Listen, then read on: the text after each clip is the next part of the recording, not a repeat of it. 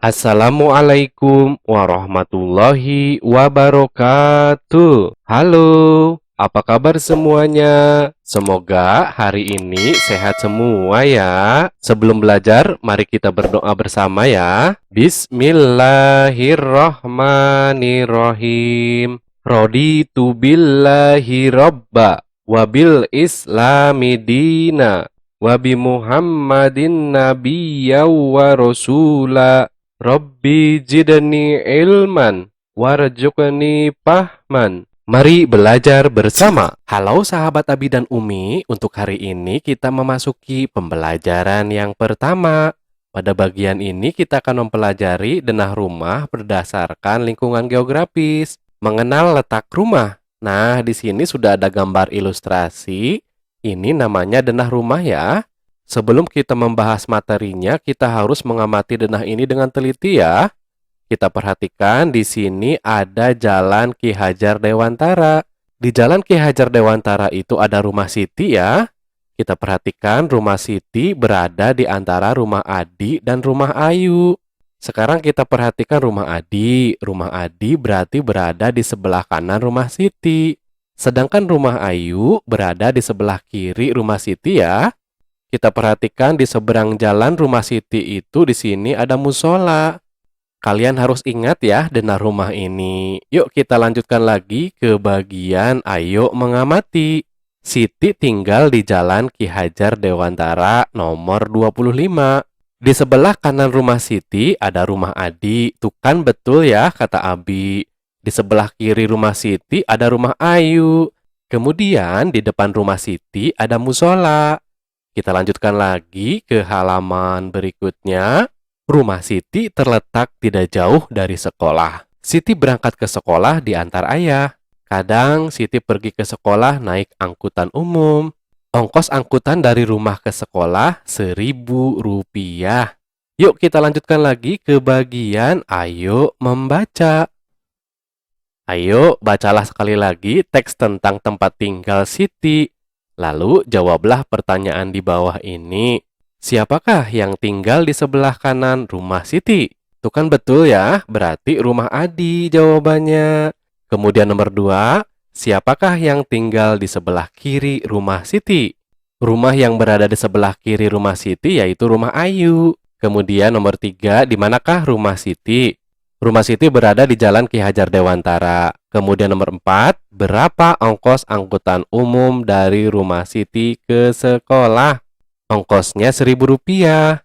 Kita lanjutkan lagi ke bagian ayo berlatih. Hubungkan dengan garis hubungan kalimat berikut yang sesuai dengan jawaban di sebelah kanan.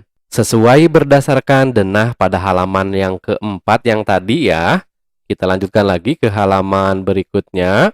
Rumah yang terletak di ujung kanan adalah, berarti panahnya menuju ke rumah Adi ya, karena yang paling kanan. Kemudian di depan rumah Siti terdapat apa? Berarti tanda panahnya menuju ke musola ya, ke sebelah sini. Kita lanjutkan lagi, rumah yang terletak di ujung kiri adalah, berarti panahnya menuju ke rumah Ayu. Dan yang terakhir di sini, rumah yang terletak di antara rumah Ayu dan rumah Adi adalah, kita lihat panahnya ya, berarti ke rumah Siti. Kita lanjutkan lagi ke bagian ayo mengamati. Pada bagian ini kita akan mempelajari nilai pecahan uang koin, membandingkan, dan mengurutkan dari yang paling kecil ya. Kita baca teksnya. Setiap hari Siti mendapat uang saku. Uang saku Siti terdiri atas berbagai pecahan uang. Siti selalu menyimpan sisa uang sakunya. Nah, inilah gambar ilustrasinya.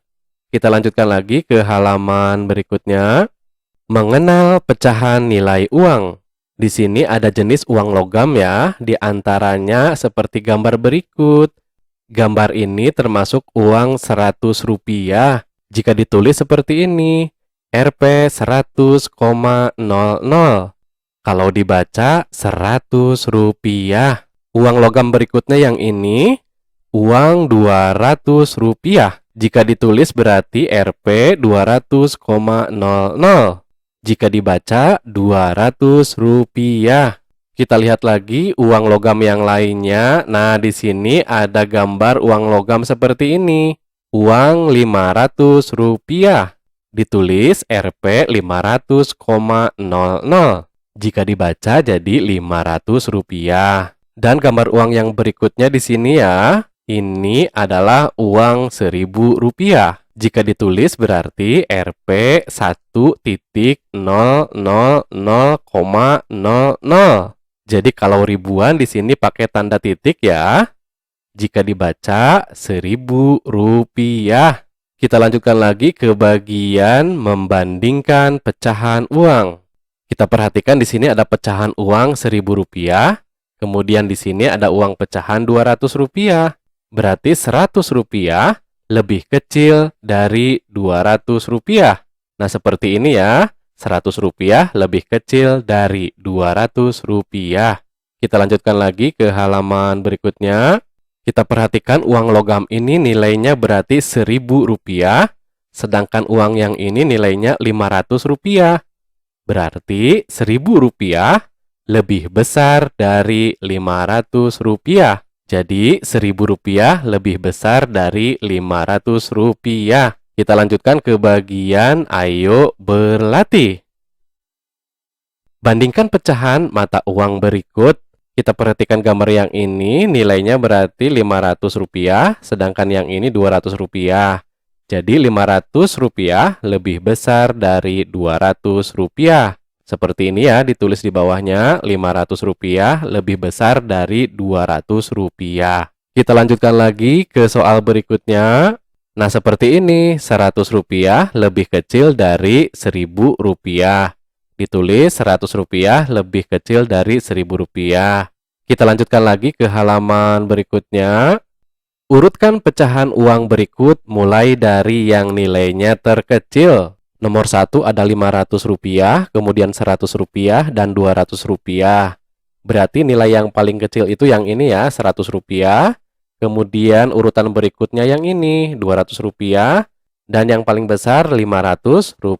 Jadi ini urutannya yang ketiga.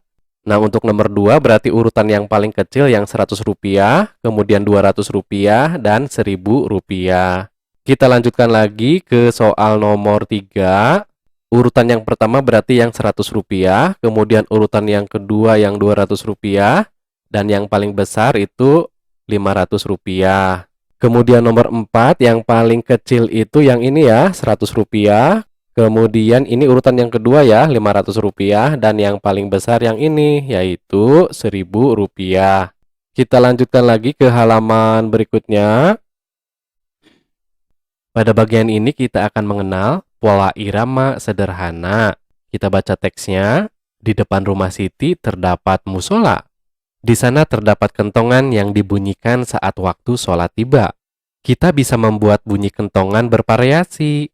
Bunyi yang teratur berulang disebut irama. Banyak ketukan dalam setiap ruas disebut birama. Kita lihat ya, pola ketukan birama seperti ini. Pola ketukan birama yang pertama 0 titik titik, 0 titik titik, 0 titik titik.